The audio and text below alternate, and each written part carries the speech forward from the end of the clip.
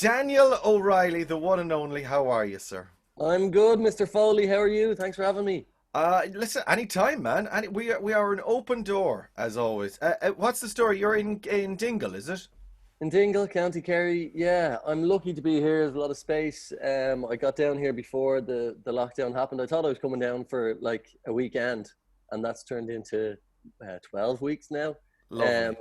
But there could be a lot worse places to be, in isolation. Let me just give you the quick view here. Like I don't Oh, know if you would you look? like that's what we're dealing with here. So it's absolutely beautiful down here. And I've been doing a little bit, like a lot of, it's a weird time, of course, for bands. We're doing a lot of Zoom meetings with the lads at home and trying to do songs online and trying to put things together and then organize promo. Initially we sort of put back the album release and it just felt weird. No one really knew what to do. And then as we saw that things weren't really turning around that quickly and we don't know when gigs are going to come back, we were like, let's just, press on and release the album and release the single. And I'm glad we did, and we're just finding different ways to promote it now. And again, when the album comes out at the end of July, we'll be trying to find different ways to do some sort of gig because I can't see mass gatherings Yeah. anytime soon. So we'll be doing some sort of gig to promote it or whatever. And Did then you? basically, oh yeah, I just talked for 10 minutes when you asked me a question. Sorry. That's all good. That's what's happened as well in lockdown. When you're doing promo or chatting on Zoom, it's like I just keep talking. I keep talking and Yeah. talking and talking. Did you have it all done? Like the album, you had it all done and wrapped up and in Yeah. the can before all of this hit. Yeah, so we finished it. We finished the last bit of recording before Christmas, but we finished all the masters and mixing and all that stuff probably end of January, February. So we had it all signed off on, and initially we were meant to release in May, I think. Um, but then, as I say, when the first crashed, the whole thing, the pandemic came, Uh-huh. like it just felt a bit weird. We just didn't. There was no way we were going to be going on and doing self promotion. We had to postpone a lot of tours and gigs and everything as well. Obviously, we had big gigs planned this summer here. We had the Marquee in Cork. We had our own festival planned in Kilruddery House and Bray in August, Yeah. and then we had an American tour, Australian tour, and a European tour, all postponed. So we were just sort of waiting to see what happens. And as I say, when initially we thought maybe the gigs might come back in September, we'll hold off on the album till then type thing. But now it doesn't really look like I think to be any mass gatherings this year at all.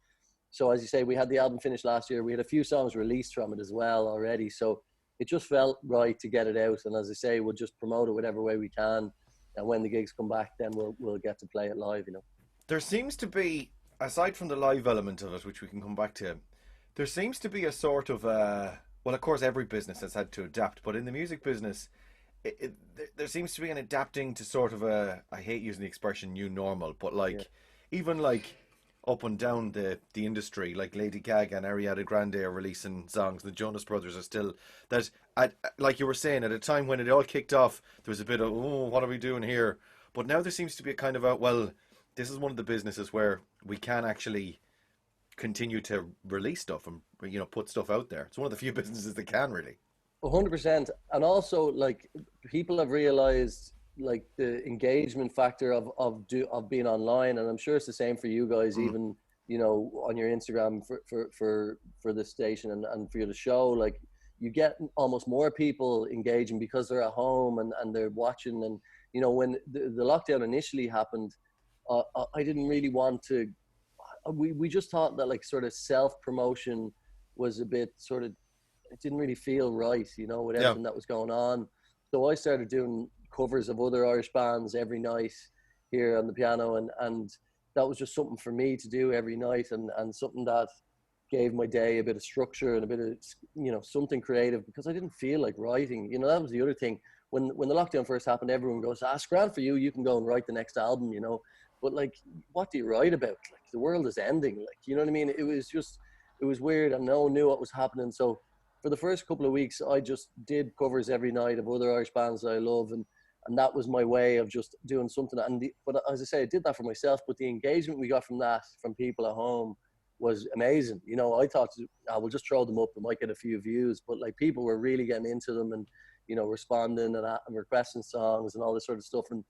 And after a while, then I sort of got to the stage where it's, you know what, I actually feel like trying to do a bit of writing now. So that's always the way for me. If you put yourself under pressure, you know, it's not going to happen. But, you know, when you're sort of forget about it for a while, then eventually you're like, oh, I feel like doing a bit of writing and a bit of creativity. But definitely you can see across the board, because it's such a leveler, you know, every artist has had to adapt, and you see what other people are doing, and, you know, you can go, oh, that looks good, we should try something like that. And we've tried to do songs, like recorded them separately and put them together and all that sort of stuff, same as everyone. And as you say, a lot of people are getting into it, and they're just finding ways to do it and then still releasing music. But I mean, at the end of the day, for us, you know, live is our bread and butter. Like, so we're still praying that it's going to come back properly, like, and not just, you know, go to gig and 4 people and then another 4 people 2 meters away and another 4 people. Like, you know, fingers crossed it will properly come back at some stage, because, as I say, that's our sort of bread and butter. Like, and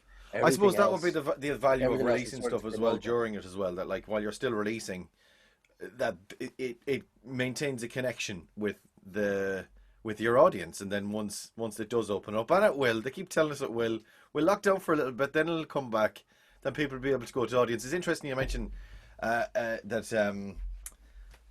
everyone's saying, oh, it's easy for you, all you have to do is lock yourself in a room and release some songs. I think at the beginning of lockdown I interviewed you, and that's exactly what I said to you.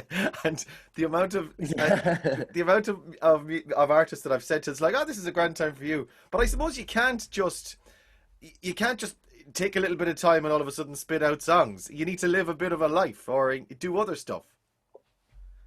100%. And I always find myself, even when something serious happens in my life, like good or bad, like I can't write about it initially. Like, you need a bit of sort of perspective, you know, and hindsight, and you need to come out the other side of it at least a bit, and then you look back and go, oh, how was I feeling back then? And you start, like, find I can write about it then.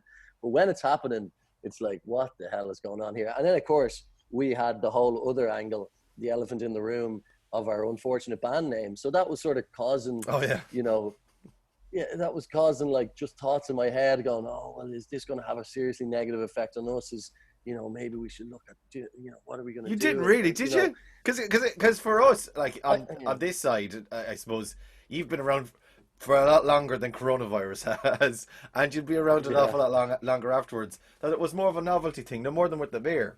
That like it was kind of a novelty thing of like, you know, you're the coronas and that's the coronavirus. Did you actually have serious thoughts about it?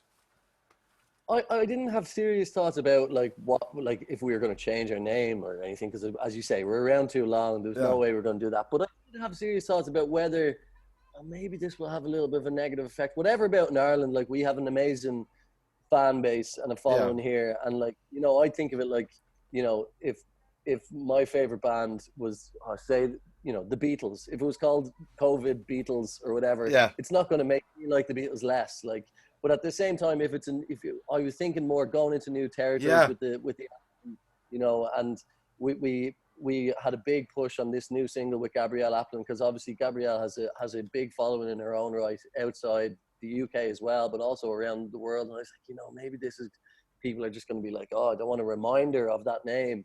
But thankfully, it hasn't seemed to happen. You know, if anything, our sort of Spotify numbers apparently have been going up. So maybe it's just making more people go, what the hell is this? Who would name their band the Coronas? I'll check in the middle of this. Yeah. If you're new to, I suppose it does make sense if you're new to people, or people in other territories, or people who haven't heard of you before, are going to be going, did they go and name themselves the Coronas in the middle of it, or what? I suppose that does make sense. Yeah.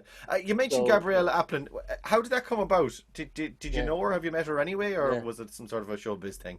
No, not at all. Like, and I think in this day and age, probably a lot of collaborations between artists and duets and stuff would be like the brainchild of record companies or, you know, big music executives or whatever. But we're our own label, and Gabrielle owns her own label. But we're actually just friends, you know. And Gabrielle's fiance is Alfie from Hudson Taylor, and so Alfie's a good friend of ours as well. And they invited me over to their house in Brighton last summer, just to hang out. Like, it was real relaxed. I sort of just went over.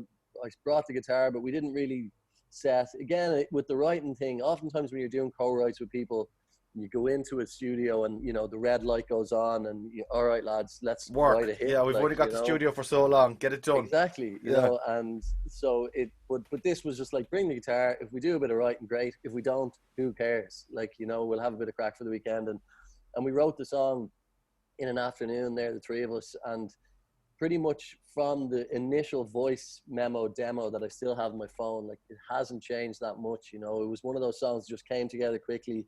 I was playing the loop and the piano, and Alfie was just playing some chords on the guitar, and Gabrielle was singing, and I started doing some back vocals, and it just sort of worked. And then when we went home, then we really refined the lyrics, and I started singing the lead with Gabrielle as well. I was like, this song is too good, I can't just let her have it, we need to have it as well. So I suggested that we do a duet, and it really works. You know, it's a bit of a different type of duet. I think again these days a lot of like pop collaborations would be two singers like singing at each other, like trying to outdo each other, and you know, but this one, like I was sort of inspired a bit by, I don't know if you remember Snow Patrol and Martha Wainwright, that song Set the Fire to the Third Bar, which is just a lovely song, and it's the two of them singing in unison the whole time, and that was sort of a reference for me of how it could end up sounding. And or the movie Juno, do you know, when they're just sort of chilling out singing songs together, and that's those sort of references. Like, I think this could be a cool thing to do, where we don't even try and harmonize, we just sing the whole song together, two voices, a man and a woman, and it suited the song, and thankfully I think it's getting a great reaction. But no, so it was a real natural thing.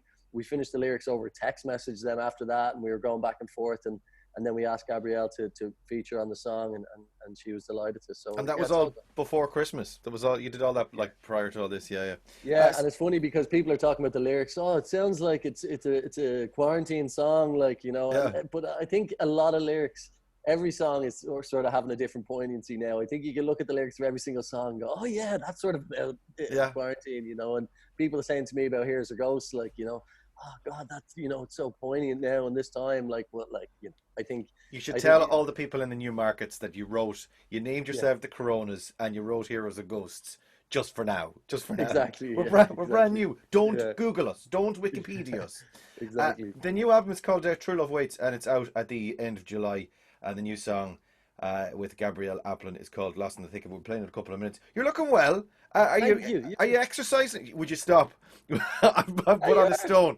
Are you getting? Everyone's put on a bit of weight. Like that's just part. Well, you, as usual, you haven't. Yeah, I follow you on socials. You still getting out running every now and again? I'm trying to do a bit. Yeah. There's a little loop around here. Like like, it's so funny the dirty looks I get, because I only have my Dublin jersey with me, so I'm jogging around West Kerry in the Dublin jersey. No, and like can't. the locals down here don't like that at all. Actually, my mother back with Dublin were playing Kerry a few years ago. My mother put a Dublin flag out the front here, just at the front gate. Like, you sort of half take this. Like, I put up a Dublin flag. It wasn't burnt out when you came back for a visit. It was taken down. It was ripped down, and it was found down the ditch at the other end. Like, you know. So yeah, there's all messing, but like, be very careful. Be very careful. One thing I miss more than anything, Ray, is sport. Like, you know, I think Dublin and Kerry were about to have a great rivalry this year in the Gala. Like, but missing, it gives you a structure, like, of knowing what day it is. I'm always like, well, what football match is on? Oh, it must be a Sunday. You know, that's so sport more than everything. But yeah, no, I'm trying to do a few jogs and stuff. You know yourself. It's not. I don't know. You do what you can to get through it. I wouldn't be hard on myself if I'm not, you know, doing a load of exercise. But like, I go for a few 5Ks and keep it in shape. Well, it's good to see you, man. Good to catch up. You too. We'll stick on the song next. Danny O'Reilly from the Coronas, new album out at the end of July. And we'll play Lost in the Thick of It with Gabrielle Aplin next. Mind yourself, dude. Thanks, Ray. Good to chat to you, man. Mind yourself.